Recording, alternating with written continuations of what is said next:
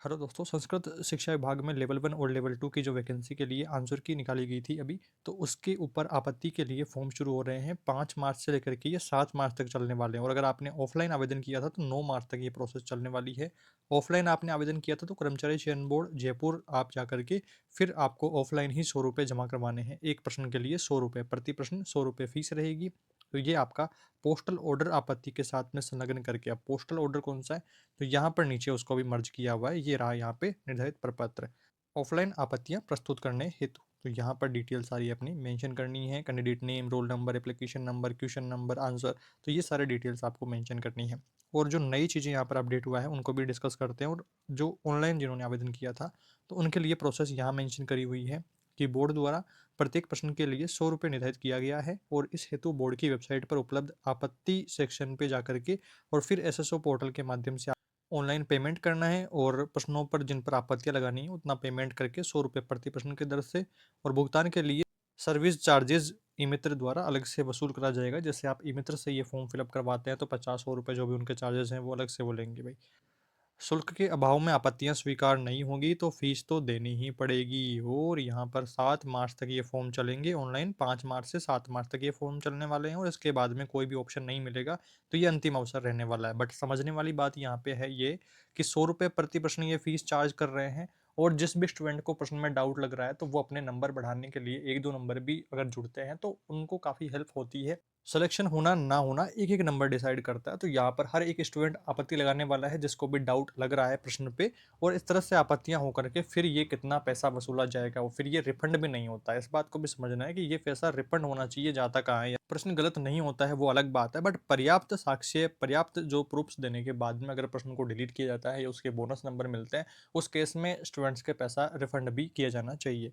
आपके इस बारे में क्या विचार हैं, कमेंट्स में बताइए। और यहाँ पर परीक्षार्थियों को सुविधा और समय की बचत के लिए अभ्यर्थी के एसएसओ आईडी पर क्वेश्चन ऑब्जेक्शन सेक्शन में राजस्थान माध्यमिक शिक्षा बोर्ड अजमेर और एनसीईआरटी की कक्षा 6 से 10 तक की कुछ पुस्तकों की सूची सुलभ संदर्भ हेतु उपलब्ध करवाई गई है। यदि किसी परीक्षार्थी द्वारा प्रस्तुत की जाने वाली आपत्ति के साक्ष्य इन पुस्तकों के आधार पर हैं, तो ऐसे अभ्यर्थी उक्त पुस्तक का नाम, प्रकाशन वर्ष और पृष्ठ संख्या ड्रॉप डाउन मेन्यू में सेक्शन सेलेक्ट करके और अंकित कर देंगे, तो यहाँ से डायरेक्ट आपका काम हो जाने वाला है। तो ये इन्होंने यहाँ पर एड ऑन किया है कि एनसीईआरटी की और आरबीएससी की बुक्स को ऐड किया है। साथ में मर्ज करने की जरूरत नहीं है, आपको पोर्टल पर ही मिल जाने वाली है। उन्हें पृथक से साक्ष्य की प्रति अपलोड करने की आवश्यकता नहीं होगी।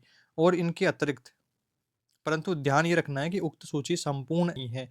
इसके अतिरिक्त एनसीईआरटी व आरबीएससी इत्यादि की अन्य जो मानक पुस्तकें भी हो सकती है। यदि किसी अभ्यर्थी द्वारा उक्त सूची में उल्लेखित पुस्तकों के अतिरिक्त किसी अन्य पुस्तक एनसीईआरटी, आरबीएससी या अदर से साक्ष्य संलग्न करता है तो नेम ऑफ पब्लिशर या बोर्ड ऑप्शन में अदर्स विकल्प सेलेक्ट करके और फिर उल्लेखित तरीके से साक्ष्य अपलोड करना है।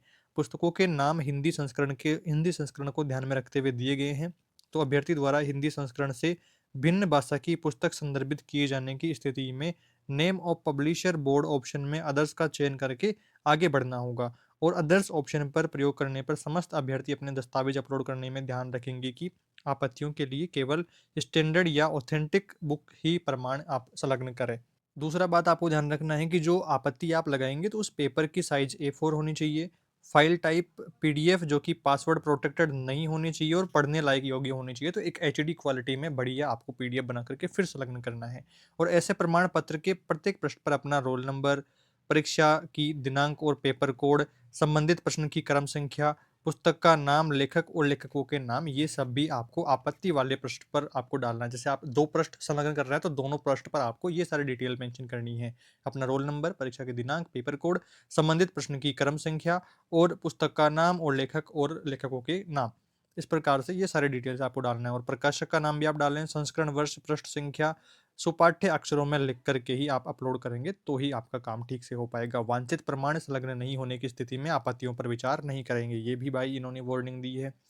यदि किसी अभ्यर्थी द्वारा ऑनलाइन आपत्ति दर्ज करते समय साक्ष्य के मूल कंटेंट ओरिजिनल टेक्स्ट में कूट रचना करके अपलोड किया गया है, कोई भी मिसलीडिंग कंटेंट है, तो उस केस में अभ्यर्थी के विरुद्ध बोर्ड कार्रवाई करेगा। भाई कार्रवाई को लेकर के भी वार्निंग दे दी है।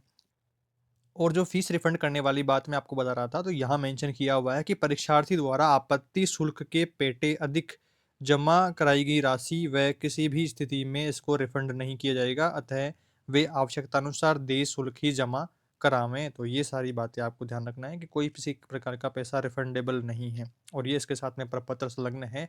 इस पीडीएफ को मैं टेलीग्राम चैनल पर शेयर कर दे रहा हूँ, तो वहाँ से आप डाउनलोड कर लेंगे। बाकी आपको ऑफिशियल वेबसाइट पर भी ये नोटिफिकेशन देखने को मिल जाएगा, तो वहाँ से आप लोग चेकआउट कर लेंगे। इस वीडियो में इतना ही दोस्तों। अभी तक जो नोटिफिकेशन जारी हुआ है उसमें केवल संस्कृत शिक्षा विभाग की बात हो रही है, लेवल 1 और लेवल 2 दोनों की संस्कृत शिक्षा के लिए।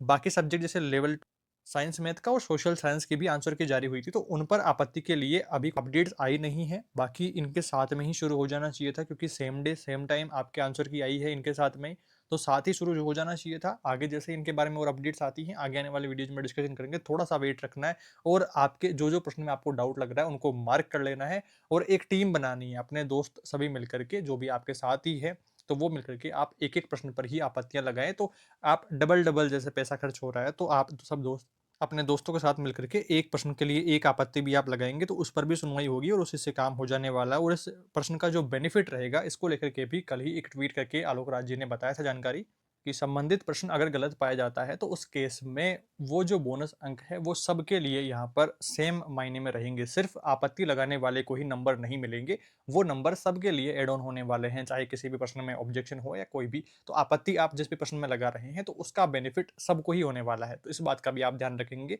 तो एक ग्रुप बना करके आप काम करेंगे तो मेरे अकॉर्डिंग आपका ठीक रहेगा, पैसे बचेंगे। बाकी आप जरूर से आपत्ति लगाएं जिनमें भी आप जिस भी प्रश्न में आपको डाउट हो, आपके पास में पर्याप्त सोर्सेस हों उस प्रश्न को उत्तर को जस्टिफाई करने के लिए, तो पर्याप्त अगर आपके पास में सोर्सेस हैं उस केस में आप जरूर आपत्ति लगाएं। बाकी आपके कोई भी सवाल सुझाव हो इस वीडियो के कमेंट सेक्शन में बताएंगे, कमेंट रिप्लाई देकर के आपके डाउट्स को दूर करने की कोशिश रहेगी। इस वीडियो में इतने दोस्तों। वीडियो को लाइक करें, अपने दोस्तों के साथ में शेयर करें, चैनल पर नए हैं सब्सक्राइब करें। जल्दी मिलते हैं दोस्तों एक नई वीडियो में कुछ नई जानकारियों के साथ। Thank you for watching this video.